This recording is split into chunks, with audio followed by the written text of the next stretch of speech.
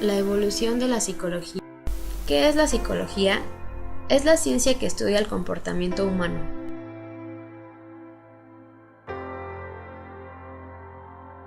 En primer lugar se encuentra el budismo. El budismo es una doctrina filosófica religiosa no teísta. Esto quiere decir que todo el mal no podía ser adjudicado a un dios. Se desconfiaba del conocimiento intelectual y sensorial, se buscaba despojar del conocimiento y buscaban el autocontrol, la unidad y el conocimiento universal. En el Oriente, los temas recurrentes eran la unidad, la armonía universal, el conocimiento introspectivo. Se empezó a utilizar ahí la desviación y la inconformidad como lo anormal. En Grecia existían orientaciones que trataban de explicar la actividad psíquica. La orientación naturalista buscaba la causa de los principios vitales en el medio físico. Estas eran las leyes de la naturaleza. La orientación biológica decía que la clave de la vida se encuentra en los estados internos y en la fisiología humana. Buscaba el equilibrio. La orientación ecléctica era defendida por sofistas. Se oponía al establecimiento de principios generales y decía que el conocimiento dependía de sus antecedentes. La orientación matemática buscaba el acercamiento del problema a nivel físico, hacía experimentos a nivel material, generalización ausente en el mundo y buscaba la belleza ordenada en estructuras matemáticas. Por último está la humanista. Esta distinguía al ser humano de otras especies y decía que el hombre ocupa un plano superior por su razón, lenguaje e introspección. Tales de Mileto es considerado el primer filósofo de la historia. Es un filósofo de orientación naturalista. Él consideraba que el inicio de todo era el agua, así como el fin. Anaxímenes también es un filósofo de orientación naturalista. Él decía que el aire es la causa de la vida. Heráclito, de orientación naturalista, decía que todo está en constante cambio y permanecía en el mundo. Su principio era el fuego. Decía que el fuego era igual al flujo de la naturaleza. Parménides tenía una orientación naturalista. Él decía que todos los movimientos y los cambios del mundo son observaciones superficiales y distorsionadas de nuestros sentidos. Empédocles era de orientación biológica. Él decía que las sensaciones son productos de partículas de los estímulos que caen en los poros de los sentidos. Decía también que las sensaciones tienen un tiempo y se puede medir su cualidad e intensidad. Hipócrates decía que no era necesario estudiar la enfermedad, sino al paciente. Él dijo que el encéfalo era el centro del control del cuerpo y que las enfermedades tienen un trasfondo mental. Estableció el código ético y el juramento hipocrático. Sócrates se expresaba las nociones contradictorias acerca de la vida y sostenía que es la esencia. Decía que el último bien es la adquisición del conocimiento. Platón planteó la teoría de las ideas o de las formas. Él sostiene el dualismo psicofísico entre la mente y el cuerpo. Decía que el alma es el agente que forma y almacena las ideas, y que el alma tiene tres aspectos: sensual, volutivo y racional. Aristóteles defendía el dualismo platónico.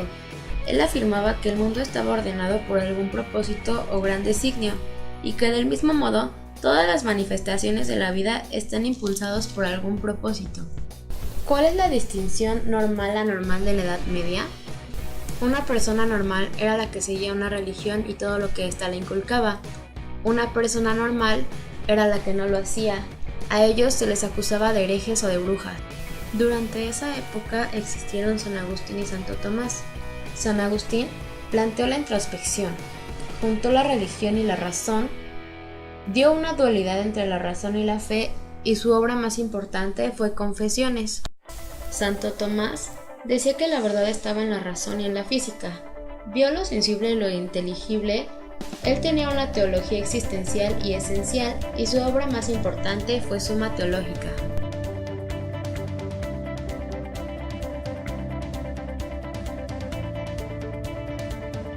Durante esa época se dio la reforma y la demonología.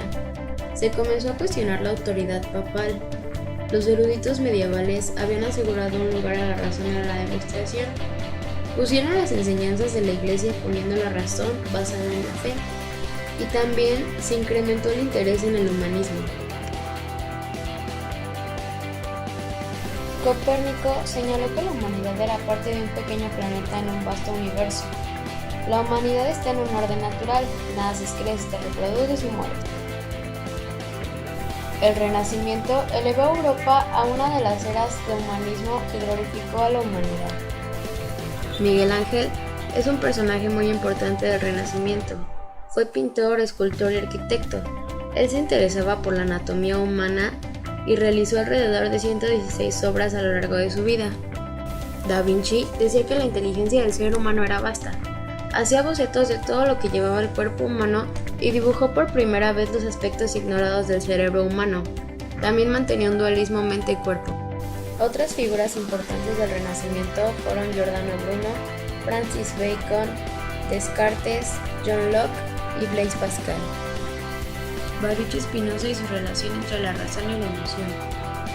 Él afirmaba que la lucha del individuo por sobrevivir era vista como las fuentes de todas las motivaciones y los deseos.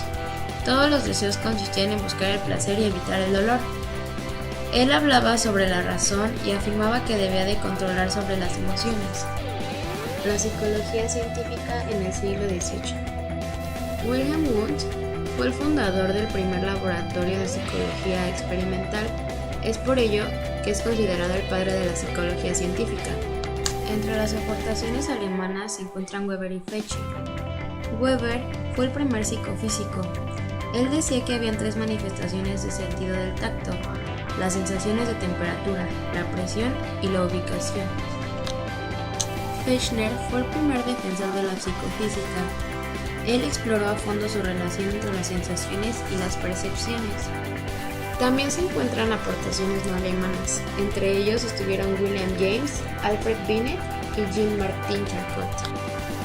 Entre las áreas de la psicología se encuentran la clínica, que es la encargada de la investigación, evaluación, diagnóstico, pronóstico, tratamiento y rehabilitación en relación a la salud mental. La educativa se encarga de estudiar las formas en que se lleva a cabo la enseñanza-aprendizaje humano, especialmente en el contexto de los centros educativos. La organizacional estudia el comportamiento de las personas en el seno de una organización. Por último está la social, que examina la interacción mutua entre un individuo y su entorno social. Investiga los rasgos sociales del comportamiento y el funcionamiento mental. Como podemos ver, la psicología es una ciencia que ha tenido distintas teorías, entre las cuales algunas siguen vigentes y otras se encuentran en constante cambio. Pero a fin de cuentas, es importante que la psicología siga evolucionando porque gracias al avance que se ha visto desde un inicio, es que hemos llegado a los tratamientos y técnicas psicológicas para un individuo. Y entre más conocimiento e investigaciones se tengan sobre el comportamiento humano, mejores resultados en nuestro día a día vamos a encontrar.